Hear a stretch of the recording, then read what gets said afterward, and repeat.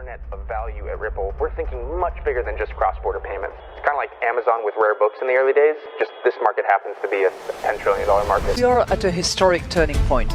Said in the past that you are doing for money what email did for communication. Moving the whole revolution forward. Take on it. There's trillions of dollars parked around the world. XRP. Is there a possibility that Ripple could take over Swift one day? Welcome back, ladies and gentlemen, to another episode of 24 Hours in Crypto. Let's get right into today's video. We have a very action-packed episode today for this wonderful Sunday evening. It is so bullish. It is monumental. It is history being written out right in front of our eyes. And we are getting a little bit of help from Mr. Anderson and Subjective Views. Let's get right into today's video. Ladies and gentlemen, I can't believe what we're about to witness, and I cannot believe that 99% of the world's population doesn't even know what we're about. Like, it's just truly iconic what we're about to witness. And in a moment, I'm going to go over how there is about 40,000 people on this planet that own more than 100,000 XRP, ladies and gentlemen. That might be a big number, but it's just kind of to show you that, you know, at one point, 100,000 XRP was not a lot for everybody that has been accumulating for a very long time. However, that 43 or 40,000 plus is a very small fraction. That's like a baseball field. And my point here is to the individuals that say they're not going to let a lot of these individuals become millionaires. Listen, it's going to happen 100%. And if you truly, realistically, really think about it, even if you own 10,000 XRP right now, for you to become a millionaire, it has to go to $100, and it will. It's just a matter of you holding and you having the patience and understanding the technology. But also, that's not accounting for the taxes, so it's got to go over a little bit of $100.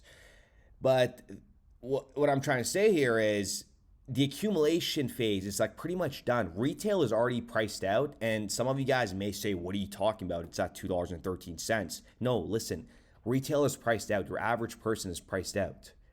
What, they're only going to buy XRP? Remember, diversification. That is why.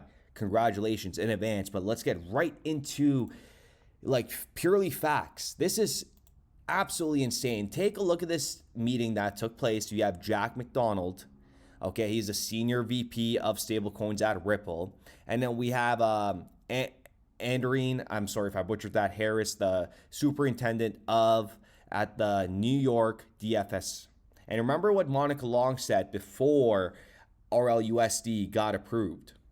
Really important to us is having approval from the regulators. So New York Department of Financial Services is, it's up to them. They're reviewing our trust application. That's what they were waiting for. She was the big gun, and well, they were the big gun, and they were waiting for that stamp of approval. And when we go over to Jack McDonald right here on LinkedIn, he's been working at Ripple for 10 months. Listen to what Miss Harris says here for a moment.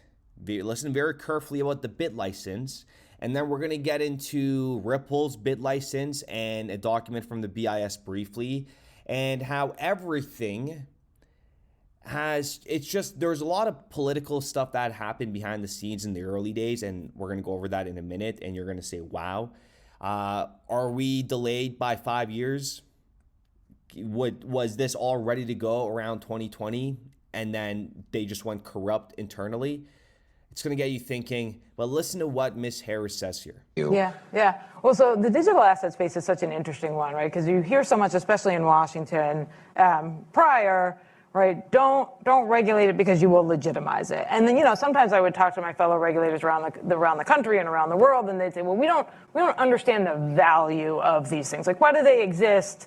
And my view is that that's not really the regulator's role, right? The instruments are here, the products are here, they can do a lot of damage, they need to be well regulated. And so DFS is really the only prudential regulator, right, really active prudential regulator in the country around digital assets. So we have, as you noted, the BIT license. So in order to do virtual currency business in New York, you have to be licensed by DFS. You can do that either through the BIT license or through a limited purpose trust charter. The licensing is an incredibly rigorous process. So for instance, FTX made known that they were seeking a license in New York. They did not get one, nor did Voyager, nor did Celsius, right? Any number of other companies. FTX was not even able to get their BIT license, and same with Celsius. And guess what? Look what happened to those. They know, and that is why Ripple got their first BIT license for an institutional use case of digital assets back in 2016. While previous approvals were for consumer-facing businesses, Ripple's BIT license is the first granted for additional institutional use case for digital assets. You can do that either through the BIT license or through a limited purpose trust charter. The licensing is an incredibly rigorous process. So for instance, FTX made known that they were seeking a license in New York. They did not get one. And they were gearing up. 2016, 2018 was bullish, and 2019, Brad Garlinghouse, or 2018, may I say, Brad Garlinghouse even came out and said that dozens of banks will use its digital asset XRP cryptocurrency product in 2019. Okay, take a look at this date. This is June 5th, 2018. And then what happened a week later? Hinman, remember that famous speech that came out? Anderson, shout out to you for this. When that Hinman email came out, remember what they said, right? Hinman came out and created that uncertainty in the market. And they said this, I quote just a little bit of it, putting aside the fundraising that accompanied the creation of Ether, based on my understanding of the present state of Ether, the Ethereum network and its decentralization structure, current offers and sales of Ethereum are not security transactions. And guess what? Like XRP has been proven in court that it is not a security. And Ethereum, ladies and gentlemen, I can't wait until, XRP flips this piece of poop coin and also flips Bitcoin. It's going to happen 100%, just a matter of time. And every hater will get silenced. That's a fact. But the amount of corruption within Ether is just absolutely insane. Like, they talk about Ripple's escrow. Little do they know all the disguised whale wallets that Ether is controlled by, actually way more than escrow, okay? Let's just put it that way.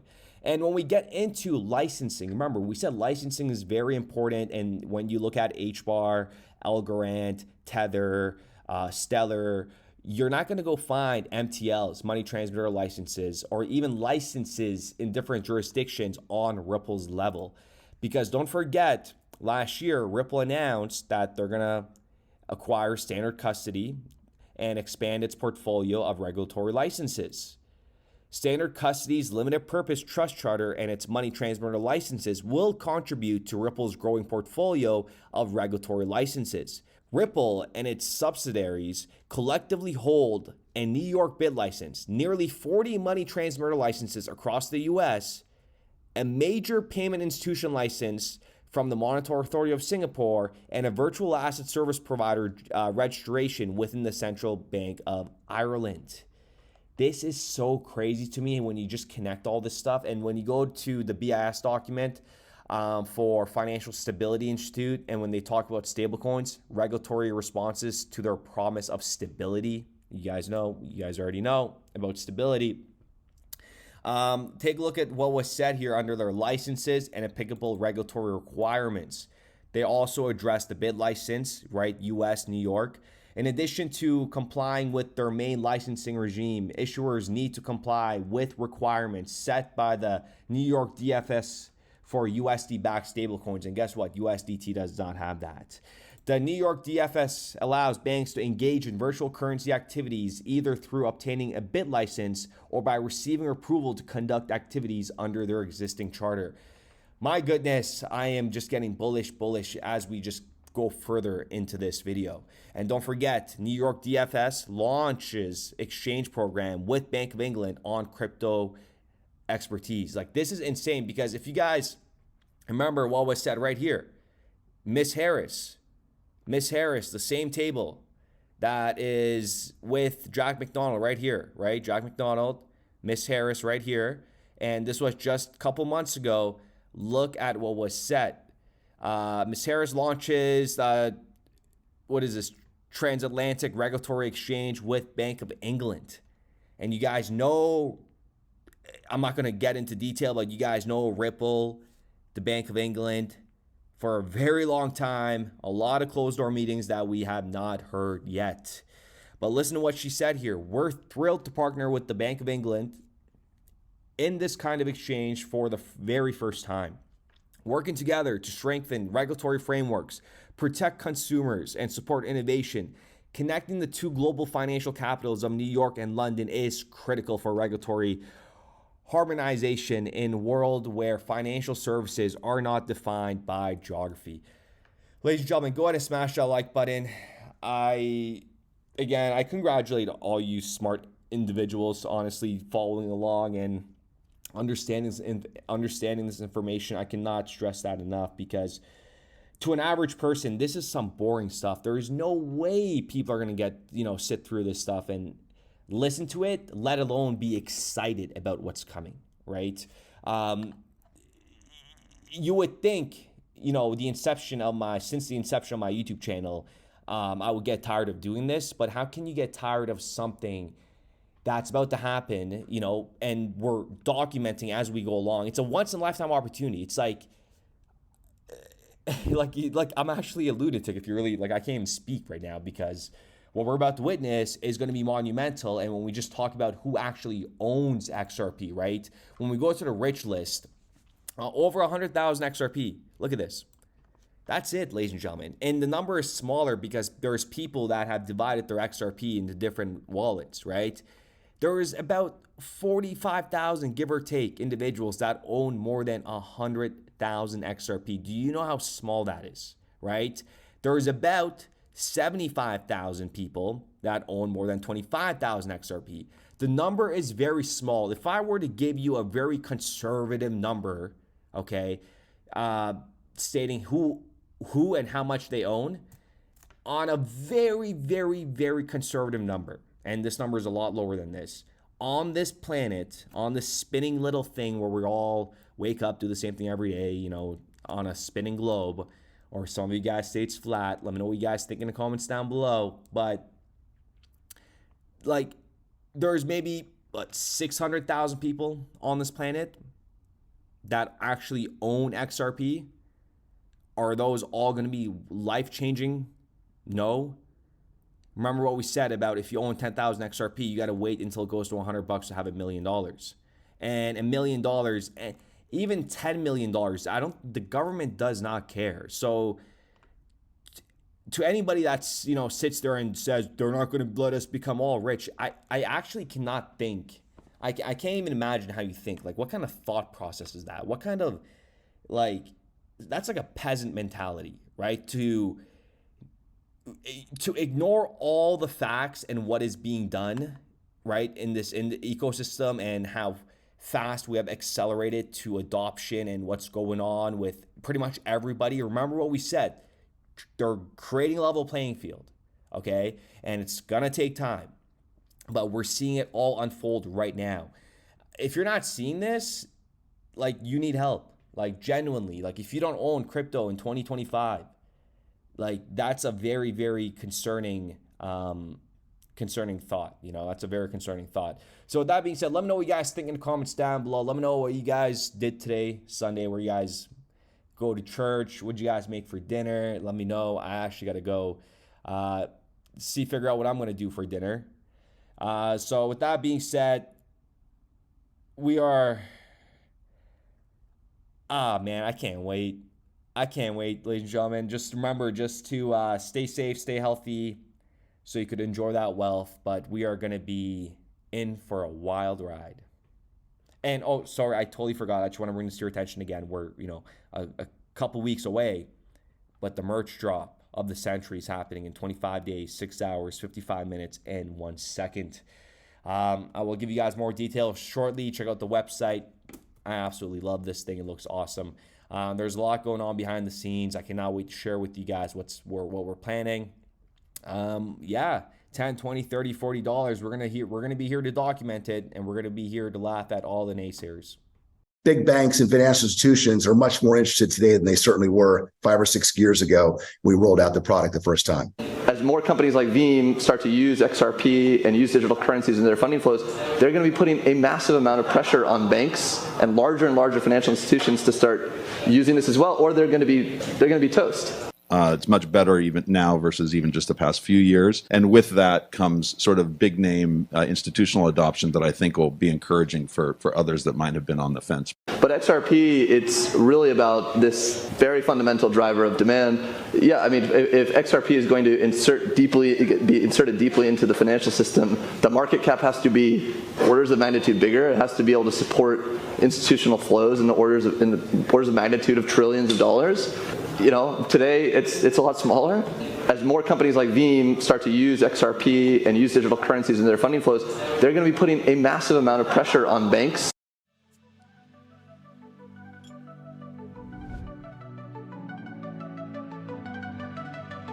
It started with a vision, now it's spreading wide. SLT's the token, it's our Degen pride. 24 hours crypto, leading the call. Bringing XRP believers, united we stand tall. First ledger's on fire, trades like the scene. SLT's the movement, power in the dream. From the memes to the moon, we're making it real. 100 XRP, that's the deal. I salute you, you salute me. Together in XRP we believe. From the trenches to the skies we see. XRP to 100 destiny.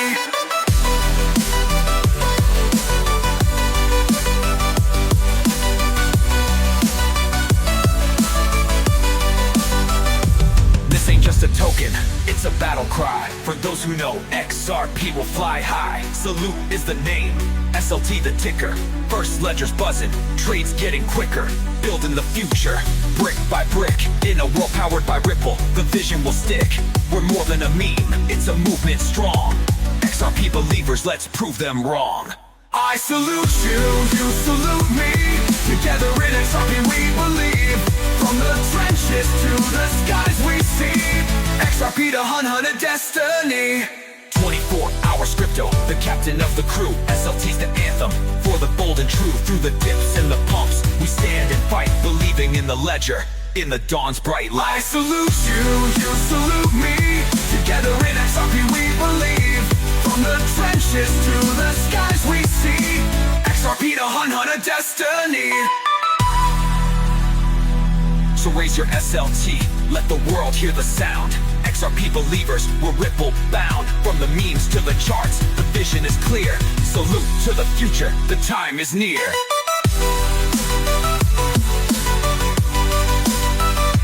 I salute you, you salute me.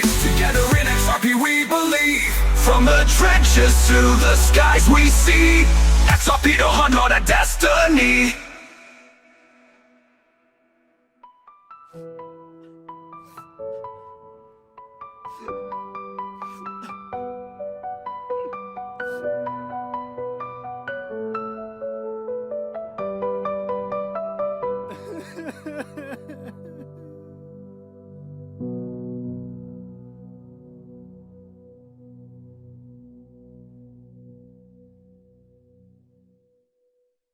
We started building RippleNet with the thesis that crypto liquidity would eventually be able to support robust global payments, large payments. RippleNet was designed so that customers seeing the benefits of our fiat-based network could flip the switch to ODL once the market was mature enough. And this is exactly what's happening. Flip the switch.